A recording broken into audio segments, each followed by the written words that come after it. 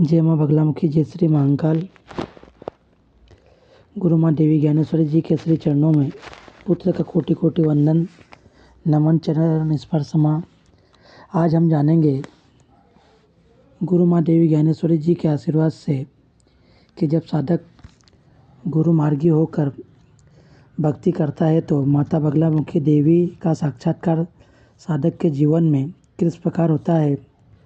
भक्तजनों, माता बगलामुखी अपने भक्तों से स्वयं कहती है कि अपनी जिह्वा पर अंकुश रखो और शत्रुओं से भी कहती है कि हे भक्त, अपनी वाणी पर, मन, क्रम, वचन पर अंकुश रख।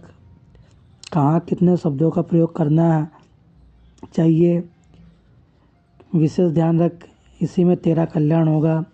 भक्तों, ऋषि मुनियों को आपने देखा होगा, उनमें बड़ी धैर्यता होती है, उदारता होती है और उनकी साधना में एक दिव्य तेज होता है। और जो माँ बगलामुखी का साधक है उसकी तरफ अगर माँ दिव्य दृष्टि डालकर देखेंगे, आपको एक दिव्य तेज झलकेगा। उनके भाव में नम्रता झलकेगी, उनके संस्कारों में आपको एक तेज दिखेगा, दिव्य तेजवान दिखाई देगा वह साधक। उसकी वाणी में उदारता, मिठास आपको प्राप्त होगी। उनमें दिव्य तेज के साथ साथ ही पीलापन दिखाई देगा। उनके नेत्रों में पीलापन दिखाई देगा, उनके लाल लाल नेत्र दिखाई देंगे। उनके लाल लाल नेत्रों में भी आपको पीलापन झलकेगा। उनके अंदर आपको अद्भुत शक्ति नज़र आएगी आपको, और उनके सानिध्य में बैठने से एक अद्वितीय ऊर्जा प्राप्त हो रही है ऐसा आभास होगा। ऐसा अपने आप महसूस होने लगेगा, क्योंकि ब्रह्मास्त्र महाविद्या का साधक तप बल के प्रभाव से उनके प्रत्येक शब्द वाक्य में दिव्यता भरी होती है, कल्याणकारी होते हैं। साधक के प्रत्येक वाक्य जिन ऋषि मुनियों ने माँ बगलामुखी की साधना की है उनकी तरफ अगर आप एक दिव्य दृष्टि डालेंगे तो आपको बहुत बड़ा बदलाव देखने को मिलेगा। उनके भीतर एक दिव्य संस्कार, दिव्य तेज दिखाई देगा।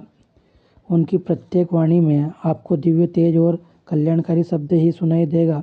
आपको लगेगा कि इन ऋषि मुनियों के शब्दों में तो ब्रह्म वाक्य है और ब्रह्म वाक्य जैसा आपको महसूस भी होने लगेगा। माँ बगलामुखी ही साधना उन ऋषि मुनियों ने की है जिन्होंने इस ब्रह्मांड से प्रेम है, इस पृथ्वी से बचाने के लिए प्रेम है। वे बगलामुखी देवी का साधना आराधना करते हैं, क्योंकि वे ऋषि मुनि महात्मा बन पृथ्वी पर रहते हुए भी पृथ्वी को नहीं देखते।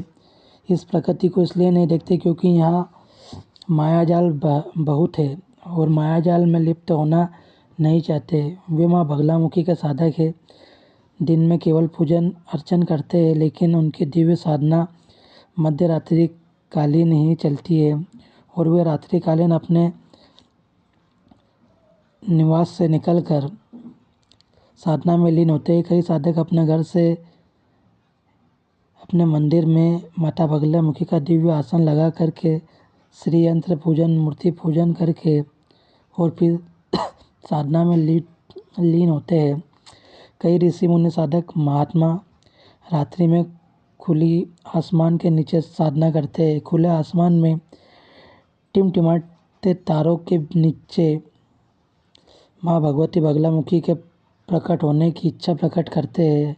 आकाश मार्ग में टिमटिमाते तारों के बीच माँ भगवती बगलामुखी को देखने का प्रयास करते हैं और अपनी गर्दन उठा के उस ऊंचाई में उस ब्रह्मांड को देखते हैं और उस ब्रह्मांड में से एक दिव्य टिमटिमाती हुई दिव्य ज्वाला को देखते हैं।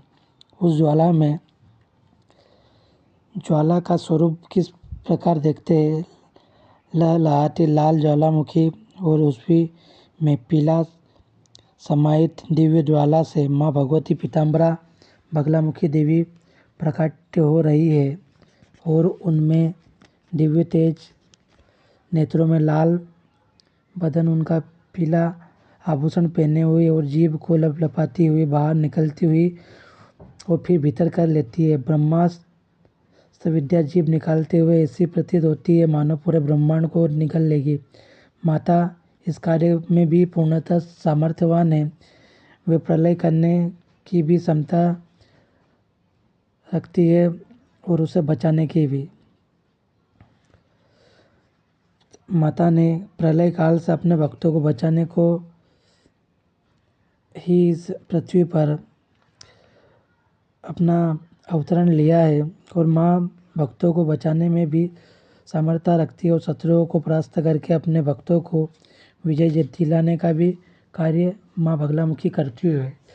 तो यह महिमा है माँ के दिव्यता की कि जब हम साधना के मार्ग पर आगे बढ़ते हैं तो हमें बहुत से दिव्य अनुभव प्राप्त होते हैं और वह दिव्य अनुभव हमें माँ से हमारे तार जोड़ते हैं।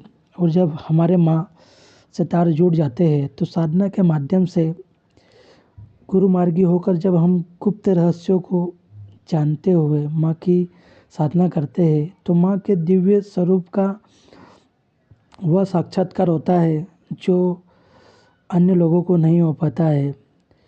इसीलिए कहा गया है कि जब भी साधना करें किसी सिद्ध साधक के मार्गदर्शन में ही करें, क्योंकि जब तक हम सिद्ध साधक के मार्गदर्शन में साधना नहीं करेंगे हमें माँ का साक्षात्कार नहीं हो सकता है।